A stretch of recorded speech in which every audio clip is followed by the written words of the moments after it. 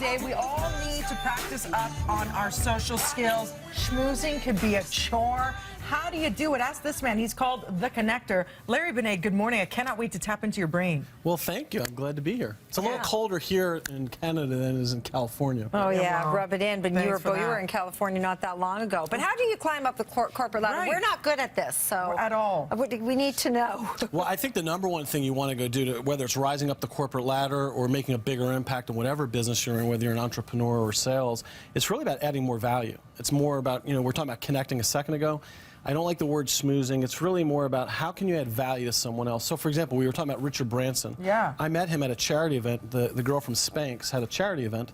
And in about 20 to 30 seconds, I was able to get his private email from him. He trusted you. Well, two things. I did a lot of research on him, and I invited him to something that would be of value to him. At the time, he was going to give $3 billion away for charity around the environment.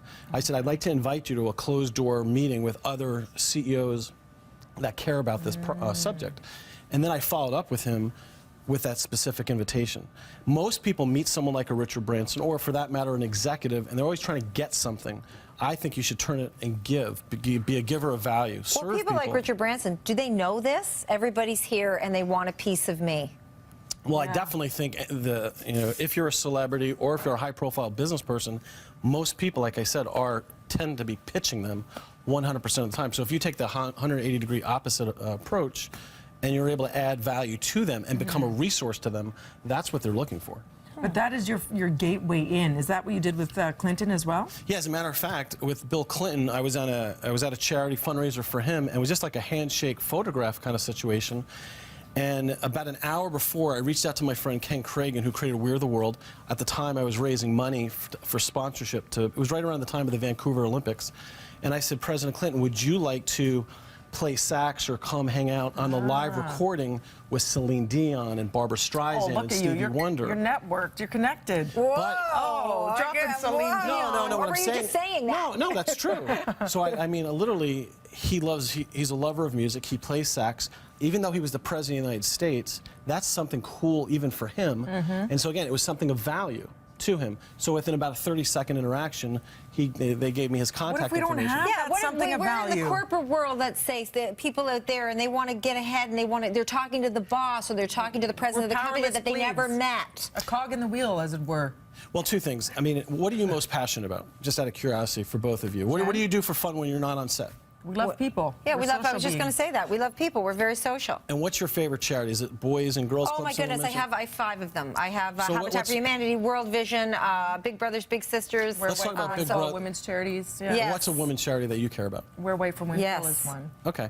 So one of the things I've been able to connect with people on a lot of times is what's their favorite charity or cause? How can I support you in, is it something coming up? Is there something I could do for social media?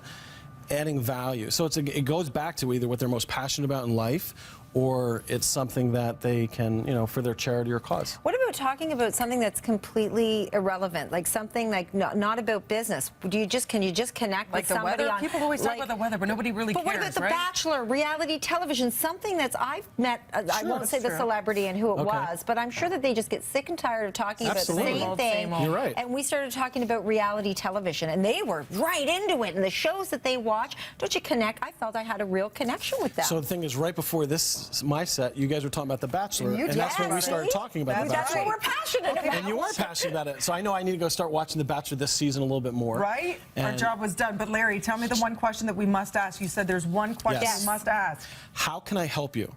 If you tap into what you can help them with, and the one thing I always ask, is there something that's important to you? What's your most important project that you might be working on today, the next 90 days, that I could support you on, me or my network? How can we serve you? So it's really, how can I help you? How can I help you? No matter how successful someone is, you and can I like your them. happy socks, by the way. Don't My think I happy didn't socks. notice. I don't know if they can get that there. Okay. For more information on International Networking Day, the event is taking place at the Old Mill, beautiful venue. Yes. It's businessconnectsnetwork.com. And do you believe in a firm handshake and eye contact? I do. It was a nice to meet you, But not too Dina. firm, because then it's creepy. How about a high five? High five. There you go. Thank you, Jennifer. I'm doing it wrong. We'll be back with more BT right after this. It's okay, Jen. We have each other. Yes, we do.